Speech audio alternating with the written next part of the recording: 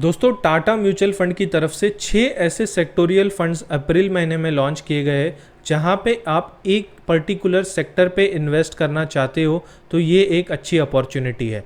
अगर आप specifically health care के सेक्टर पे पैसा लगाना चाहते हो तो आप वहाँ लगा सकते हो। ऑटोमोबाइल के सेक्टर पे पैसा लगाना चाहते हो तो आप वहाँ लगा सकते हो। फाइनेंशियल सर्विसेज सेक्टर में पैसा लगाना चाहते हो वहाँ पे भी लगा सकते हो। तो ये जो particular buffet of financial sector, automotive sector, health care sector, construction sector या इंफ्रास्ट्रक्चर हम बोल सकते हैं, अगर वैसे स्टॉक्स में केवल पैसा लगाना चाहते हो तो ये फंड्स आप लोग के लिए।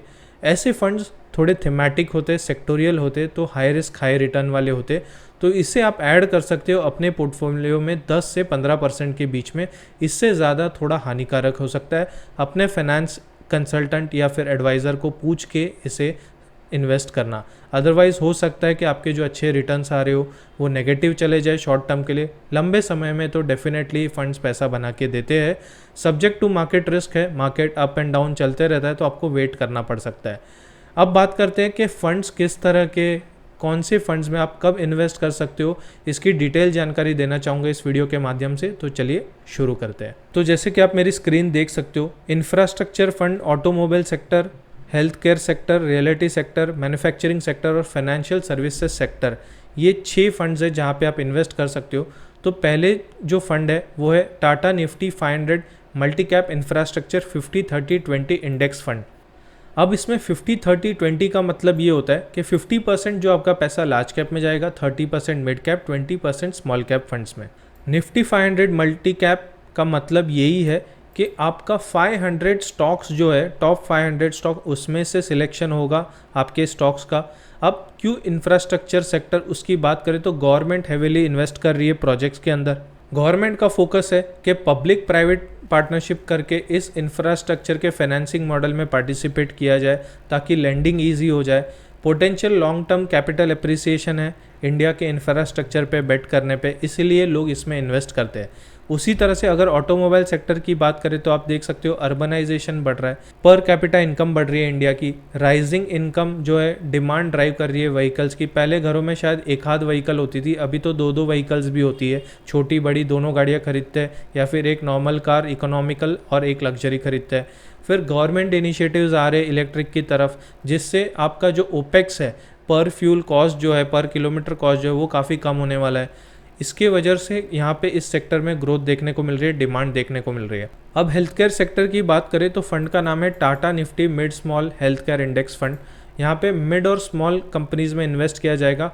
Top 400 mid cap small cap companies को पकड़ के इन्वेस्ट किया जाएगा। मैक्सिमम 30 स्टॉक्स रहेंगे जहाँ पे इन्वेस्टमेंट होगा आपका। अब यहाँ पे ग्रोथ क्यों देखने को मिल रही है, सिंपल है, हेल्थ केयर की अवेयरनेस बढ़ रही है। राइजिंग पॉपुलेशन के साथ और एजिंग पॉपुलेशन के साथ हेल्थ केयर में इन्वेस्टमेंट आ रहा है। आज डोमेस्टिक फार्मा कंपनीज जो है ग्रोथ दे रही है, रेवेन्यू बेड पर हॉस्पिटल बढ़ते जा रहा है। यहाँ पे हेल्थ केयर की अवेयरनेस बढ़ रही है बिकॉज रिसर्च, डायग्नोसिस जैसे सर्विसेज जो है वो काफ़ी पॉपुलर होते जा रही है, जहाँ पे लोग इसका इस्तेमाल कर रहे हैं। अब यूएस जैसी जो कंट्री है वो इंडिया से एपीआई मैन्युफैक्चरिंग करवा रही है, क्योंकि लेबर कॉस्ट कम है, टेक्नोलॉजी है आज हमारे पास और हम वो मैन्युफैक्चर करके दे पा रहे हैं। और गवर्नमेंट के इनिशिएटिव्स हैं जो हेल्थ केयर स्कीम्स को प्रमोट करती है, पब्लिक के पास अवेयरनेस पहुंचाती है, जिससे ये सेक्टर डेवलप हो रहा है। रियलिटी सेक्टर की बात करें तो यहाँ पे इंडेक्स फंड है, निफ्टी 500 जो इंडेक्स फंड है उससे रियलिटी सेक्टर में इन्वेस्ट किया जाएगा। यहाँ पे आज सबसे हेल्दी स्ट्रॉन्ग सेल्स पाइपलाइन है, डिमांड इतनी है कि लोग घर पे घर खरीदते जा रहे हैं। कितने भी बिल्डिंगें बन जाए, यहाँ पे आज घर बिकने लग गए हैं। लोगों के पास पैसा है, लोन लेने की यहाँ पे अवेलेबिलिटी है, क्रेडिट स्कोर है, जिससे लोन इजीली अवेलेबल हो पा रहा है बैंक के थ्रू।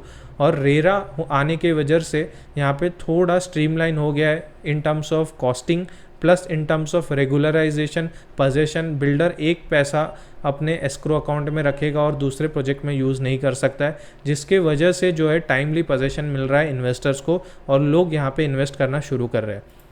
मैन्युफैक्चरिंग सेक्टर की बात करें तो यहाँ पे भी 50-30-20 रूल लागू होता है, क्योंकि एक मल्टी कैप फंड है जहाँ पे 50% लार्ज कैप में पैसा जाएगा, 30% जो है मिड कैप में जाएगा, 20% स्मॉल कैप में जाएगा, और ये निफ्टी 500 मल्टी कैप फंड बनेगा। क्योंकि ये एक मल्टी कैप फंड है तो आप पे पर स्टॉक 10% से ज़्यादा वेटेज नहीं हो सकता, 3 स्टॉक मिला के 33% से ज़्यादा वेटेज नहीं हो सकता। तो ये एक बहुत बड़ा बेनिफिट है, जब आप मल्टी कैप फंड में इन्वेस्ट करते हो तो पर स्टॉक में भी आपको बेनिफिट मिलता है। अब यहाँ पे मेक इन इंडिया स्कीम के वजह से मैन्युफैक्चरिंग सेक्टर बढ़ रहा है। ग्लोबल इंटरेस्ट है इंडिया के अंदर लोगों का कि यहाँ पे लेबर सस्ती है, स्किल्ड लेबर इजीली अवेलेबल है और पॉपुलेशन इतनी है कि लेबर की कमी नहीं है, जिसके वजह से मैन्युफैक्चरिंग सेक्टर जो है बूस्ट कर जाएगा। और यहाँ पे आज अपॉर्चुनिटी है जहाँ पे ऑटोमोबाइल प्लांट्स, इलेक्ट्रॉनिक्स, फार्मा और टेक्सटाइल में हैवी इन्वेस्टमेंट आ रहा है फॉरेन देशों से। फाइनेंशियल सेक्टर की बात करें तो यहाँ पे भी आप इन्वेस्ट कर सकते हो। यहाँ पे हेल्दी अर्निंग ग्रोथ देखने को मिल रही है, ईपीएस के अंदर नेट मार्जिन्स इंप्रूव हो रहे, plus rising middle class population और डिजिटल एडॉप्शन की वजह से इस सेक्टर में आज डिमांड है। तो दोस्तों इन फंड्स में इन्वेस्ट करना चाहते हो तो नीचे लिंक दे रहा हूँ, वहाँ से जाके आप इन्वेस्टमेंट शुरू कर सकते हो। कोई भी कंसल्टिंग गाइडेंस चाहिए रिलेटेड टू म्यूचुअल फंड और एनी फाइनेंशियल प्लानिंग सर्विसेज, हम आपके साथ अवेलेबल है। नीचे कनेक्ट कर सकते हो हमें लिंक के साथ और अपना फाइनेंशियल प्लानिंग शुरू कर सकते हो। तो दोस्तों मिलेंगे नेक्स्ट वीडियो में। अब till take care, bye bye for now.